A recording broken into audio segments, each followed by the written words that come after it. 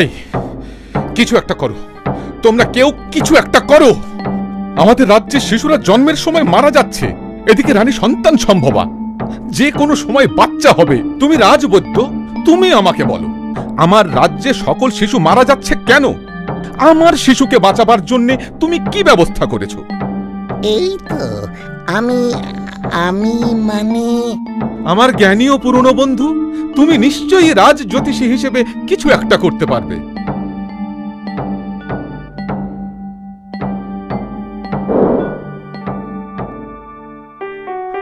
মহারাজ, আমি একজন জ্ঞানী মানুষের খবর জেনেছি যে 7 সমুদ্র 13 নদীর ওপারে থাকে।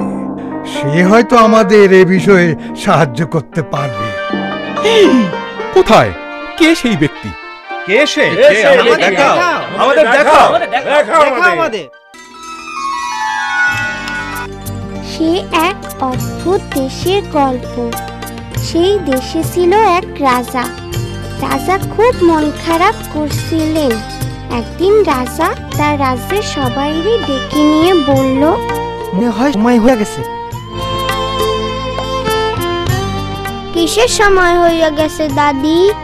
সামেলির বাচ্চা অনেক সময় আইসা গেছে, আমি ওর বাড়ি যাইতেছি। দাদি, আমিও আসি তোমার লগে। আমিও যাইতে চাই।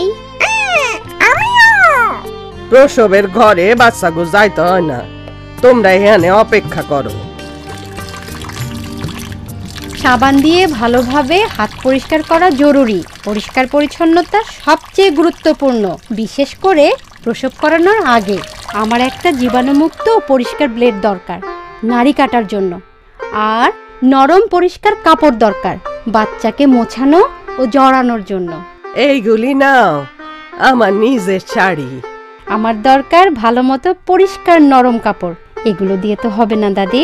আপা, আপনার লগে গতকাল কথা কওনের পর এই নরম কাপড়গুলান ভালো মতো পরিষ্কার কইরা রাখছি। বাহ, ভালো তো, ভিতরে নিয়ে আসেন।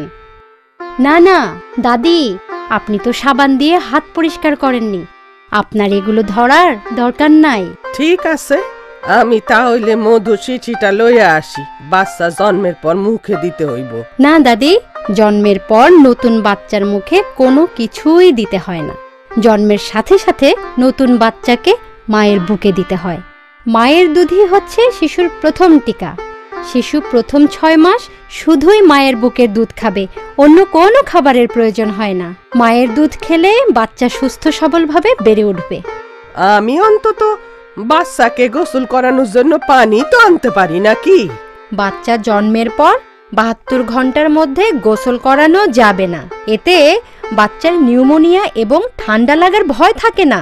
বাচ্চা শিশু জন্মানোর সাথে সাথে তাকে পরিষ্কার নরম কাপড় দিয়ে মুছে আরেকটা পরিষ্কার নরম কাপড় দিয়ে জড়িয়ে মায়ের বুকে দিতে হবে। ও, তাইলে তো এখানে আমার কোনো প্রয়োজনই নাই। দাদি, বাচ্চা হইয়া গেছে? না, ও নয় নাই, আমার অনেক কাম আছে, ওরা আমারে ছাড়াই পারবো। স্বাস্থ্য আপা ঠিকই বলছে।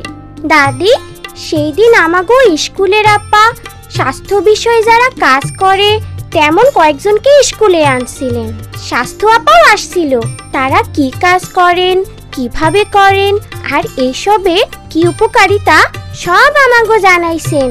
আমরা জানছি বাচ্চা জন্মানোর পর প্রথম 24 ঘন্টা সবচাইতে গুরুত্বপূর্ণ সময়।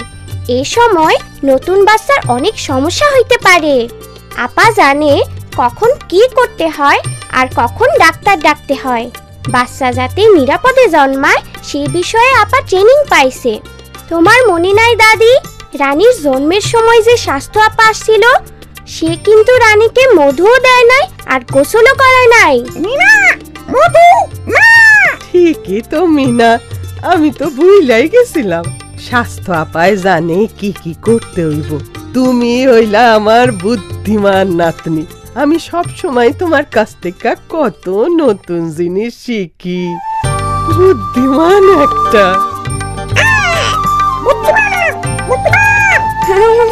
ও মিঠু, থামো। এত তাড়াতাড়ি চলে যাইতেছেন? এখনো কয়েক ঘন্টা দেরি আছে। আমাকে কল করা মাত্রই আমি চলে আসব। আমি যখন বড় হব তখন আমিও আপনার মতো গ্রামের সকল শিশুকে নিরাপদে রাখবো। তুমি নিশ্চয়ই তা পারবে। মহারাজ, এই সেই বুদ্ধিমান মানুষ যার কথা আমি আপনাকে বলেছিলাম।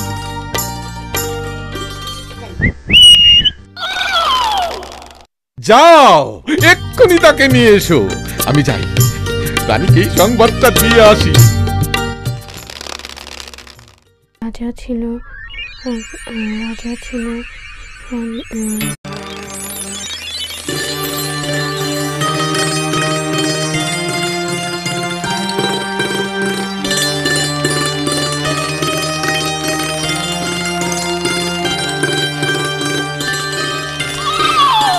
তোমাকে আমার সাথে যেতে হবে। কোথায়? তাড়াতাড়ি করো, আমার হাতে সময় নাই, মহারাজ অপেক্ষা করছেন। কিন্তু শক্ত করে ধরে বসো।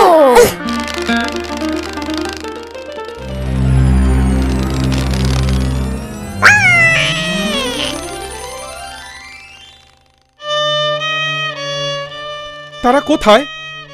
এখনো আসছে না কেন? আমাকে আর একবার সুযোগ দিন মহারাজ। আমি রাজকীয় প্রসব করানোর জন্য একেবারে প্রস্তুত। দেখুন, এটা হলো সব থেকে সুন্দর বাঁশের চটা। এটা দিয়ে নাড়ি কাটা হবে। আর এই দেখুন, রাজ্যের সব থেকে ভালো মৌমাছির সবচেয়ে মিষ্টি মধু সংগ্রহ করা হয়েছে শিশু জন্মের সাথে সাথে তার মুখে দেবার জন্য। আর এই দেখেন, মার্বেল পাথরের বাথটাব, বিশেষভাবে ফরমাইশ দিয়ে তৈরি। এখানে শিশুকে জন্মের পর গোসল করানো হবে। হুঁশিয়ার, তারা এসে গেছে, এসে গেছে। ওই যে নীলপক্ষীরা যাচ্ছে, ও যাচ্ছে।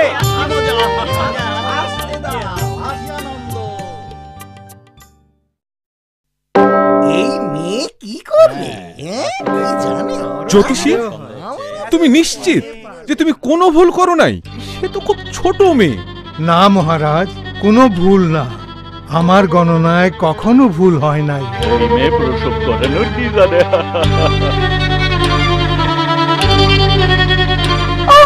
না, এখন তো ট্রেনিং পাওয়া স্বাস্থ্য আপার দরকার। এখানে স্বাস্থ্য আপা প্রসব করাতে সাহায্য করতে পারে। মহারাজ, থামো। আমি গিয়া তারে নিয়ে আসতে পারি যদি আপনার নীল ঘোড়া আমারে নিয়ে যায়। মিঠু, আসো।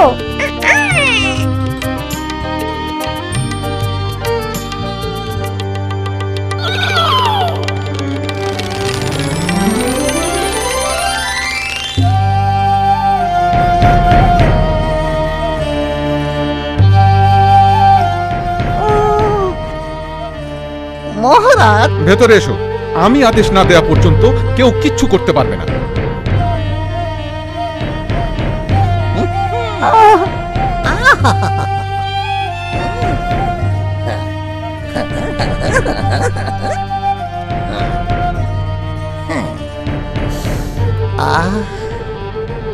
মহারাজ, বাচ্চা হওয়ার সময় হয়ে গেছে। তুমি যা পারো তাই করো।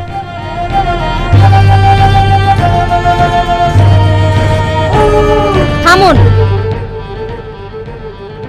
আপনারা সবাই বাইরে যান।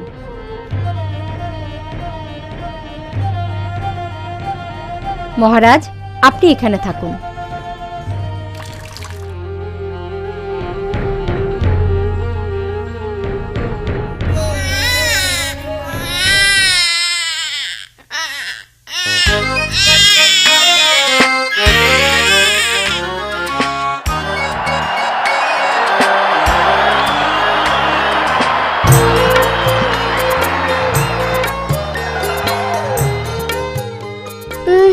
মহারাজ, হাত সাবান দিয়া ভালো কইরা ধুইতে হইব, তারপর বাচ্চারে কোলে নেন।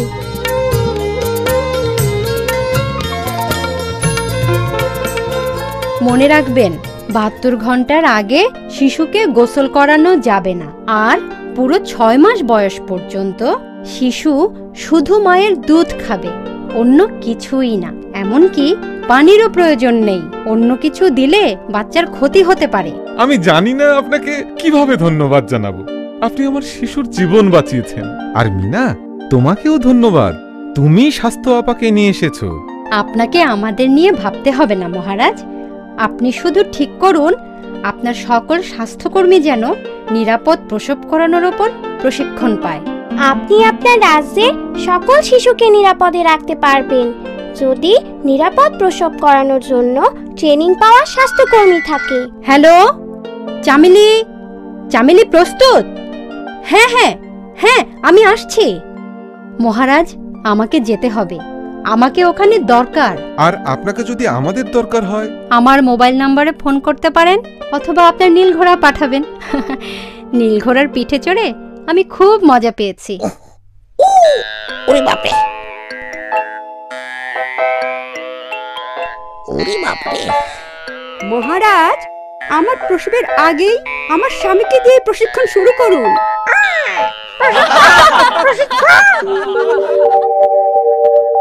মিনা, ও মিনা, ওঠো, তাড়াতাড়ি সাবান দিয়ে হাত ধুয়ে আসো, নতুন বাচ্চাকে দেখতে হইব না। রাজু, মিঠু, তাড়াতাড়ি চলো, সাবান দিয়ে হাত ধুতে হইব। হাত ধুইব, হাত ধুইব।